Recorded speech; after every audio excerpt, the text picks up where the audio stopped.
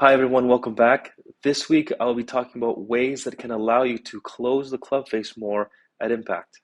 This specific topic isn't really talked about as much as it should be, but since the majority of golfers slice the golf ball, one fact is true, and that is that they don't have their club face closed enough relative to the direction that they're swinging it. If you are a player that is struggling with a slice and feel like that you've tried everything, then I would give this idea a try. And if you enjoyed this video, be sure to leave a like. And if you are visiting my channel for the first time, please subscribe to see more golf-related content in the future.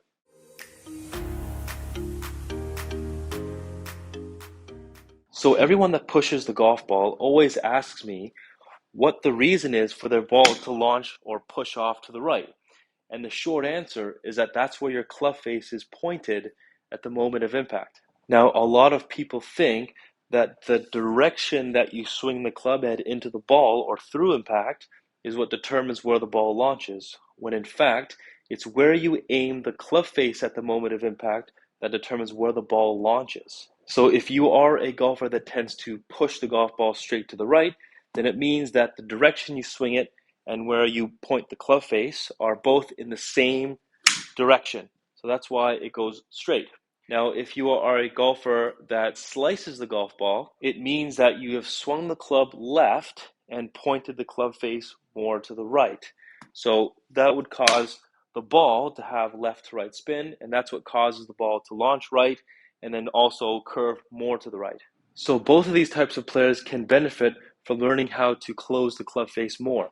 Now, if you've tried to do that on your own, then you've probably done one of these two things. The first thing that you've probably done is you've added a lot of extension in the lead wrist, okay?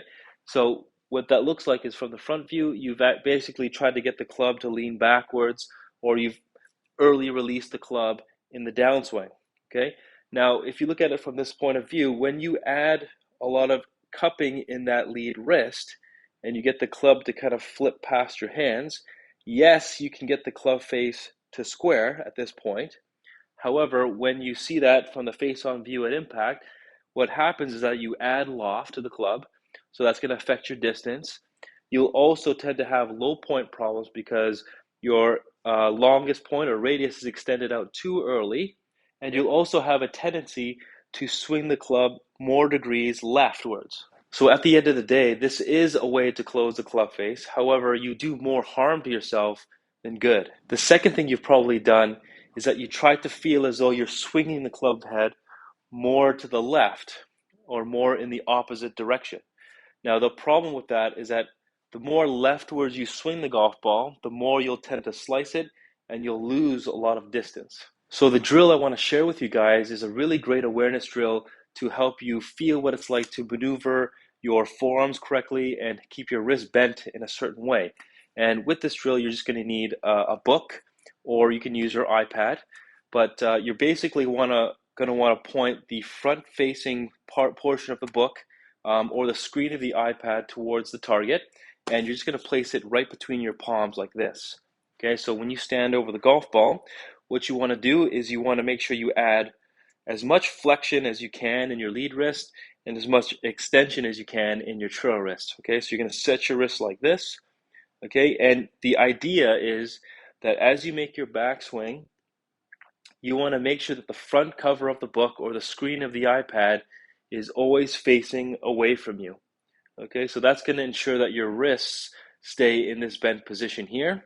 Okay, so when you take it back, and also when you come down and through, you're always trying to keep the face away from you. And then when you go through into impact or the follow through, you can see that again, the front cover is facing away from you. Now, if I were to do that from the down the line view, as I take it back, the screen's facing you guys.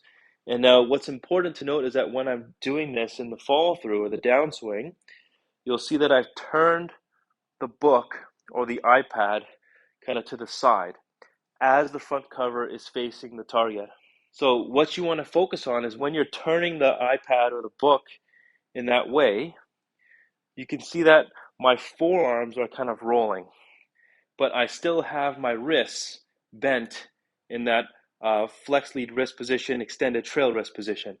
So that's showing you that you don't really need to use too much of your wrists or flip your wrist too much in order for you to close the club face, you can actually focus on turning or supinating the lead forearm and pronating the trail forearm to get the club face to close. So now if I demonstrate the same drill using an actual club, what you want to focus on is that you want to pretend that the club face itself represents the front cover of the book or the screen side of the iPad. So when you take it back, you want to feel like you're pointing that club face or keeping that club face pointing away from you. You have more flex in the lead wrist, more extension in the trail wrist. And then when you come down, you want to make sure that again you're just maintaining your wrist angles there, and you're feeling as though that club head stays pointing away from you or pointing more downwards. So when you go back and through to hit the shot, what you want to focus on is, again, your wrist should still be bent in that same position, but you'll notice that the club head will stay to the right of your hands.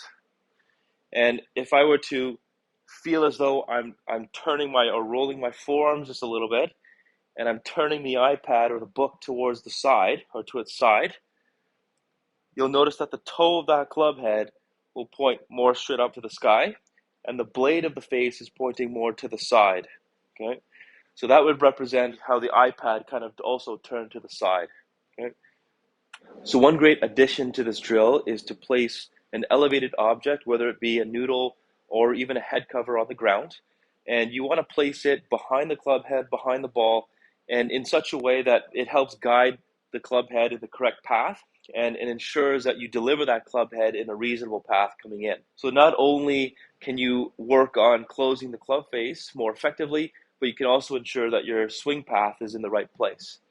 So again, with that noodle on the ground, if I focus on that book drill or that iPad drill, keeping my wrist bent, keeping that club face feeling like it's pointing away from me as I come through it, and I ensure the club head's to the right of my hands, forearms rolling over, club head is kind of pointing to the side, I can have confidence that my path is in the right place. So if the ball launches to the right or to the left, then I can have that feedback and knowing that I didn't maybe roll my forearms enough or things like that. I would really encourage you guys just to pitch the ball when doing this. Okay, you don't need to make any full swings. This drill is just to give you a very particular sense and feel for how to get those forearms moving and making sure that you stop adding too much extension and flexion in the trail wrist. So when you're on the range and you set up this head cover or noodle or whatever on the ground and you're trying this drill out with the ball and trying to see the flight, what you want to look for is that you want to see that the ball basically just launches pretty much right at your target. Okay, and you want to see the ball curve. And since you're doing little pitch shots, it should just be very short, low, and low draws to the left. Okay, so again, if I go back and do this, you can see that it's just going to be very, very low, but you should still be able to see it curve left. Okay, if you push the ball off to the right and it goes straight to the right of your target, you haven't closed the club face enough. Okay, so with this drill, you either want to see it launching straight at the target, or if you want it to exaggerate the feel, the ball should launch a little bit to the left of the target. Okay, and that would mean that you exaggerated it. And if you manage to miss the noodle and not touch the noodle, you can have confidence in knowing that your path is in a reasonable place. So where the ball launches will always be determined by where you're aiming this at impact. If you come down and hit the ball and then you see that the club face or the blade of the face is pointing more upwards or closer up to the sky, then you haven't rolled your forearms enough. If you hit the ball and your club face is pointing down to the ground, then you've rolled your forearms too much. So it's very important that when you're doing this, you're looking for the club face or the blade of the face to point more to the side.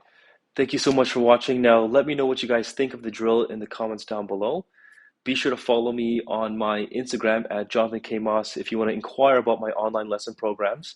I will leave a link to my website in the description box below as well with all the details. And I would encourage you guys to watch this video next. And it's a great video about the takeaway and some issues that people have with the club face. And it's another great video that will give you more insight on how to close the club face.